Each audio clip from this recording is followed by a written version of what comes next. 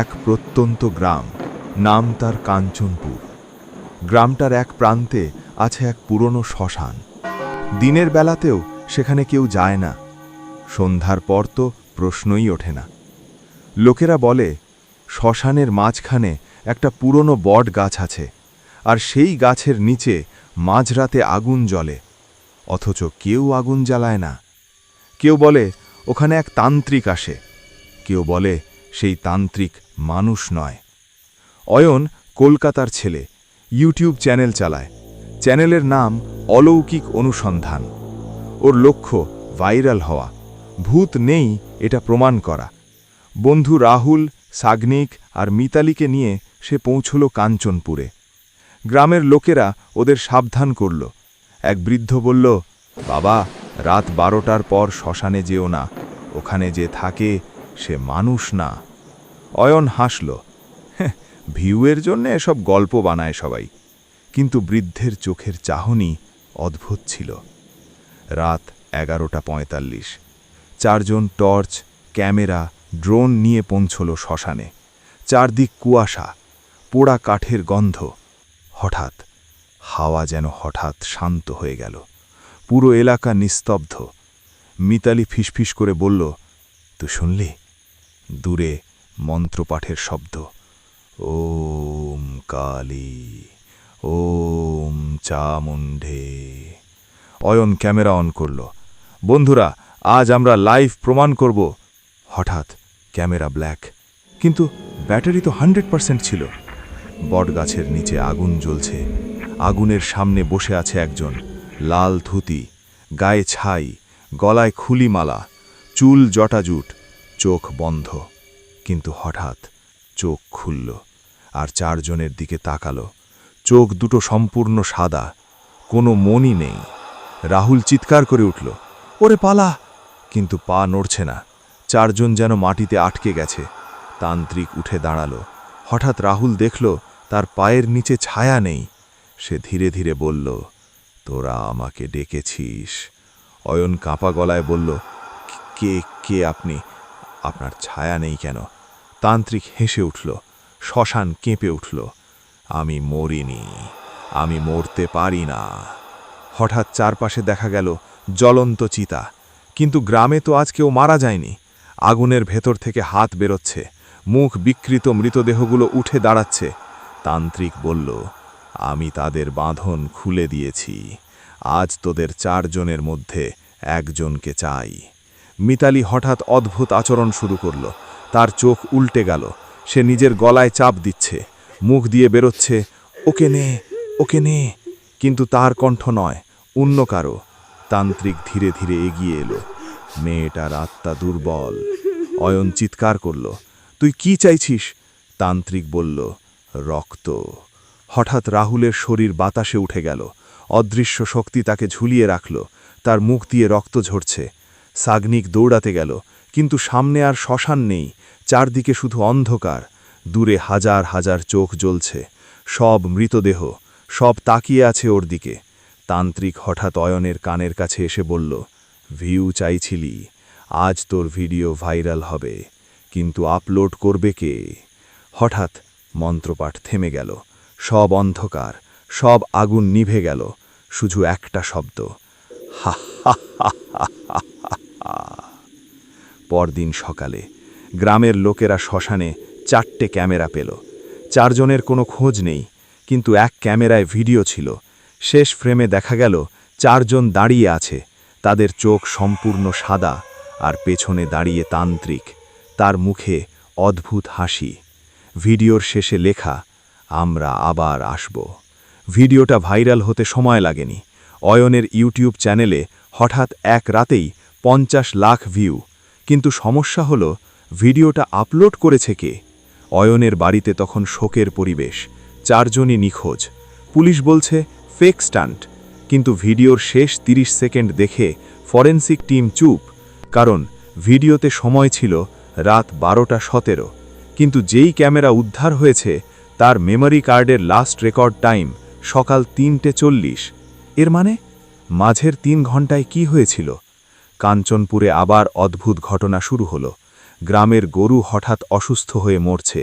এক কিশোর বলল সে রাতের বেলা বটগাছের নিচে আগুন দেখেছে, আর 4 জন ছায়ামূর্তি দাঁড়িয়েছিল, চোখ সাদা। গ্রামের পুরোহিত হরিপদ ভট্টাচার্য বললেন, ওটা তান্ত্রিক না, ওটা অভিশপ্ত সাধক। 30 বছর আগে একজন এসেছিল, নাম ভৈরবনাথ। সে শ্মশানে তন্ত্র সাধনা করত। লোকমুখে শোনা যায় সে নাকি অমরত্ব চাইত। শেষে নাকি নিজের শরীরেই আগুন ধরিয়ে দিয়েছিল, কিন্তু মরেনি, তার দেহ পুড়েছিল, আত্মা নয়। ওই রাতেই গ্রামের এক কিশোরী নিখোঁজ হয়। তার নাম পূর্ণিমা। শেষবার তাকে দেখা গেছে শ্মশানের দিকেই। তার মা বলেছে মেয়েটা যেন কারো ডাক শুনে বেরিয়ে গিয়েছিল। পূর্ণিমা আয়, কণ্ঠটা নাকি মেয়ের নিজের মতোই ছিল। ওদিকে কলকাতায় অয়নের মা মাঝরাতে দরজায় টোকা শুনলেন। খুলে দেখলেন অয়ন দাঁড়িয়ে, চোখ সম্পূর্ণ সাদা, মুখে হাসি। তিনি চিৎকার করতে যাবেন। অয়ন বলল, মা, আমি তো বলেছিলাম না একদিন ভিডিও ভাইরাল হবে। তারপর অয়ন অদৃশ্য, দরজার সামনে শুধু ছাই। কাঞ্চনপুরের শ্মশানে রাত তখন 12টা। বটগাছের নিচে আগুন জ্বলছে। ভৈরবনাথ বসে আছে, তার সামনে পূর্ণিমা। ভৈরবনাথ বলল, আর 3টে আত্মা, তাহলেই সম্পূর্ণ হবে। তার পেছনে দাঁড়িয়ে অয়ন, রাহুল, সাগনিক, মিতালি। 4 জনের চোখ সাদা। তারা আর মানুষ নয়, তারা এখন বাঁধা আত্মা। পূর্ণিমার হঠাৎ কাঁপতে শুরু করল, তার চোখে জল। সে ফিসফিস করে বলল, বাঁচাও। হঠাৎ আকাশে বজ্রপাত, বটগাছ কেঁপে উঠল। ভৈরবনাথ রেগে চিৎকার করল, কে বাধা দিচ্ছে? হঠাৎ শ্মশানের অন্য প্রান্তে দেখা গেল এক বৃদ্ধা, শুকনো চুল, হাতে ত্রিশূল। তিনি ধীরে ধীরে এগিয়ে এলেন। ভৈরব, তোর সময় শেষ। ভৈরবনাথ গর্জে উঠল, তুই আবার ফিরলি কালিমা? বৃদ্ধা বললেন, আমি কালী না, আমি তার দাসী। হঠাৎ চারদিক লাল আলোয় ভরে গেল, বাতাসে ছাই উড়ছে। বৃদ্ধা ত্রিশূল মাটিতে গেঁথে মন্ত্র পড়তে লাগলেন। অয়ন আর বাকিরা কাঁপছে, তাদের শরীর থেকে ধোঁয়া বেরোচ্ছে। ভৈরবনাথ চিৎকার করছে, ওরা আমার শক্তি। পূর্ণিমা হঠাৎ জ্ঞান ফিরে পেল। সে দৌড় দিল। ভৈরবনাথ তাকে ধরতে গেল, কিন্তু বৃদ্ধা আগুনের বলের মতো কিছু ছুঁড়ে মারলেন। ভৈরবের শরীর জ্বলতে লাগল। সে চিৎকার করতে লাগল, আমি মরব না, আমি অমর। হঠাৎ 4 জন আত্মা একসঙ্গে চিৎকার করল, আমাদের ছাড়। তাদের চোখে মণি ফিরে এলো, তারা মাটিতে লুটিয়ে পড়ল। ভৈরবনাথ আগুনে জ্বলতে জ্বলতে অদৃশ্য, শুধু তার হাসি এবং রাগ, আমি আবার ফিরব। পরদিন সকালে 4 জনকে পাওয়া গেল শ্মশানে অচেতন অবস্থায়। পূর্ণিমাও জীবিত। সবাইকে হাসপাতালে নেওয়া হলো, কিন্তু অয়নের চোখ মাঝে মাঝে সাদা হয়ে যাচ্ছে। রাহুল রাতে চিৎকার করে উঠছে। মিতালি আয়নায় নিজের ছায়া দেখতে পাচ্ছে না। হাসপাতালের সিসিটিভিতে দেখা গেল রাত 3টে অয়নের বিছানার পাশে দাঁড়িয়ে আছে এক ছায়া, গলায় মাথার খুলির মালা, চোখ সাদা। ভৈরবনাথ, সে ফিসফিস করে বলল, খেলা তো সবে শুরু। হাসপাতালের রাতে অয়ন চোখ বন্ধ করে শুয়ে আছে, কিন্তু তার মাথার ভেতর আগুন জ্বলছে। সে স্বপ্ন দেখছে না, সে ফিরে গেছে শ্মশানে। বটগাছের নিচে দাঁড়িয়ে ভৈরবনাথ, সে বলছে, তুই আমাকে থামাতে পারবি না অয়ন। অয়ন চিৎকার করে উঠল, তুই মরে গেছিস। ভৈরব হেসে বলল, আমি মরিনি, আমি এখন তোর ভেতরে। বাস্তবে অয়ন হঠাৎ বিছানায় উঠে বসে পড়ল। নার্স ছুটে এলো। অয়নের চোখ সম্পূর্ণ সাদা, তার কণ্ঠে 2টা স্বর, একটা তার নিজের, একটা ভৈরবের। এই শরীর আমার, আর একটু সময় দে। হঠাৎ সব স্বাভাবিক। নার্স ভয়ে কাঁপছে, সিসিটিভি আবার ঝাপসা হয়ে গেল। ওদিকে গ্রামে বৃদ্ধা কালিদাসী আবার শ্মশানে এলেন। তিনি মাটি খুঁড়তে শুরু করলেন। বটগাছের নিচে কিছু একটা চাপা ছিল, একটা লোহার বাক্স। তার ভেতরে মানব খুলির ভেতর রাখা ছিল এক তামার তাবিজ। তিনি ফিসফিস করলেন, এইটাই ওর আসল শক্তি।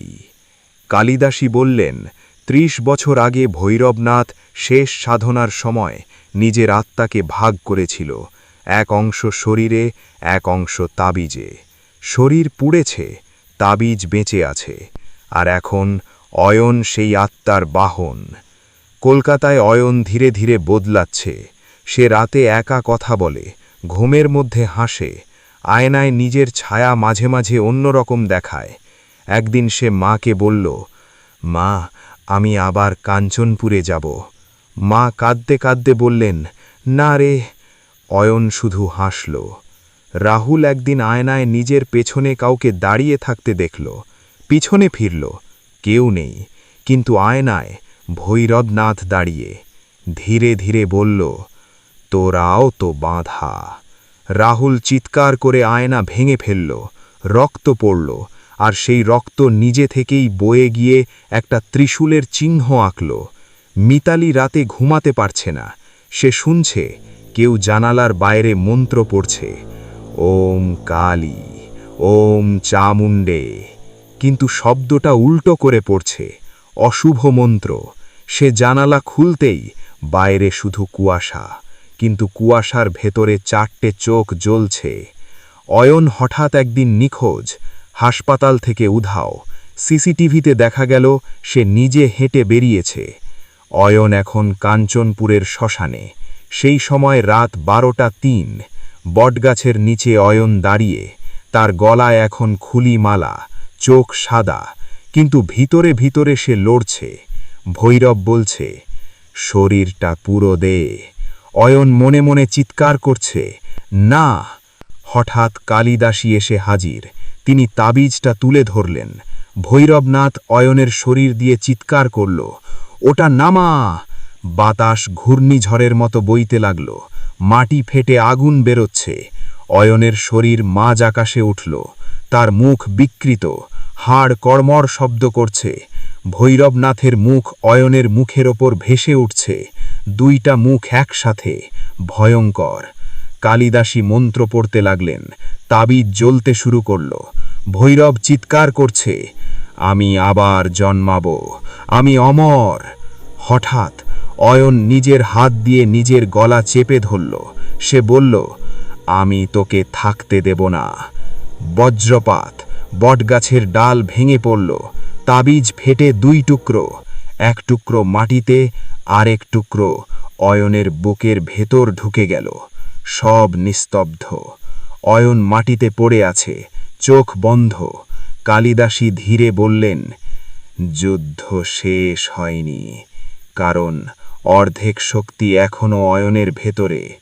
হঠাৎ অয়ন চোখ খুলল, চোখ স্বাভাবিক।